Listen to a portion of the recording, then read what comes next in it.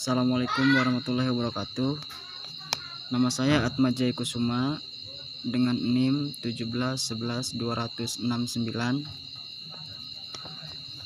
Saya akan menjelaskan tentang proposal skripsi yang saya buat. Yang pertama, mengapa saya mengambil judul analisis yuridis korupsi dan pelanggaran hak asasi manusia. Karena ini sangat menarik, karena memang tidak banyak yang mengkaji soal judul ini. Maka dari itu saya mengambil judul yang saya buat, yaitu analisis yuridis korupsi dan pelanggaran hak asasi manusia. Begitu. Karena memang di sini banyak permasalahan. Pertama, dari beberapa kasus korupsi itu mengandung pelanggaran hak asasi manusia. Makanya di sini dari beberapa aturan seharusnya dari tindak ayo ke kadinya keruasila dari pelanggaran korupsi itu seharusnya lebih berat hukumannya daripada pelanggaran-pelanggaran yang lain, seperti hukum pembunuhan. Itu seharusnya lebih besar daripada hukum tindak pidana korupsi. Karena memang tadi karena korupsi salah satu mengandung pelanggaran hak asasi manusia, begitu. Karena di sini permasalahannya mungkin dari beberapa regulasi itu sudah mempunyai masing-masing, baik itu dari pelanggaran hak asasi manusia maupun dari tipikor tindak pidana korupsi. Tapi di sini yang saya tanyakan bahwa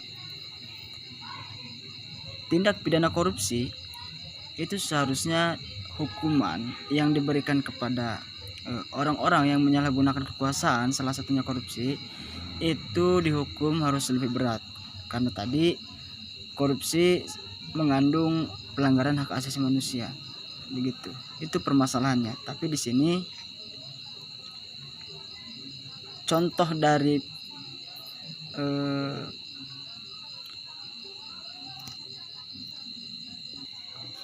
tapi kenapa korupsi di negara Indonesia itu seperti hal yang biasa, padahal korupsi itu adalah salah satu kejahatan yang paling jahat,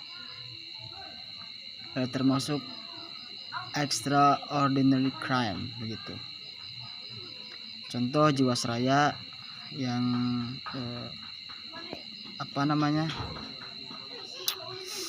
kejadian kemarin itu tidak sempat dituntaskan, begitu. Karena bagaimanapun juga tindakan korupsi itu sangat merugikan masyarakat. Jadi hak-hak masyarakat itu sudah dirampas, baik dari segi politik, budaya, kesehatan.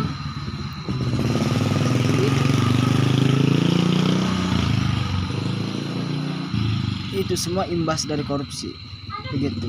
Makanya di sini saya mengambil judul dengan analisis yuridis korupsi dan pelanggaran hak asasi manusia, begitu. Dalam Undang-Undang Dasar 1945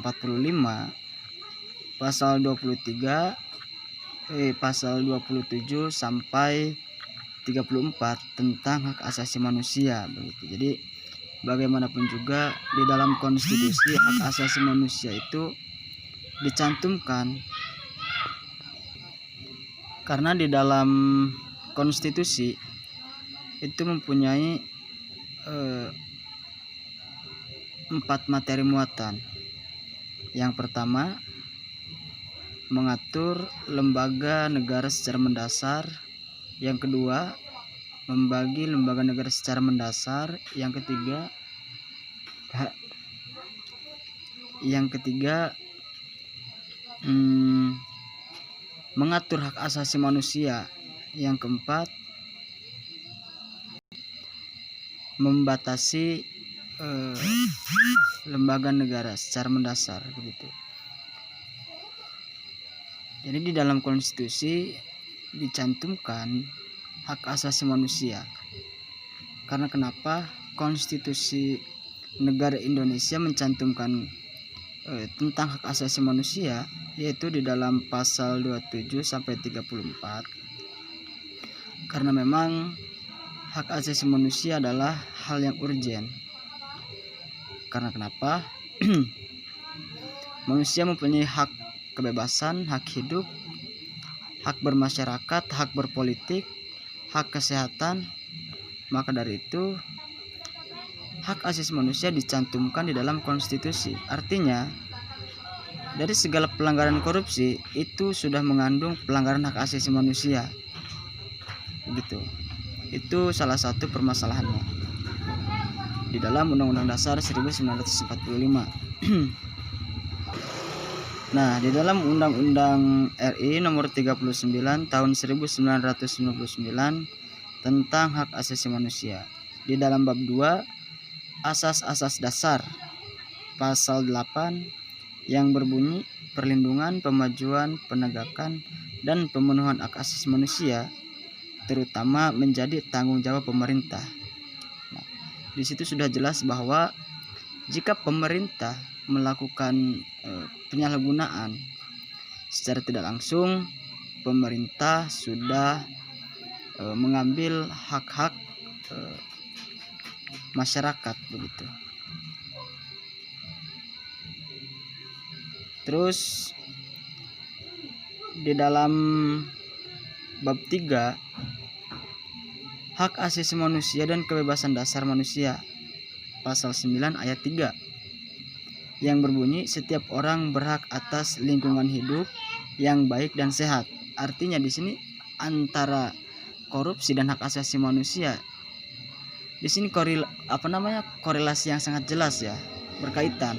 Karena kenapa? Korupsi dapat menyebabkan kebanjiran.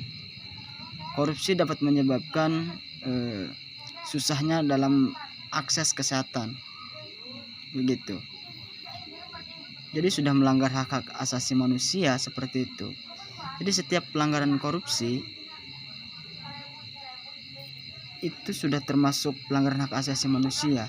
Tapi kenapa di sini pelanggaran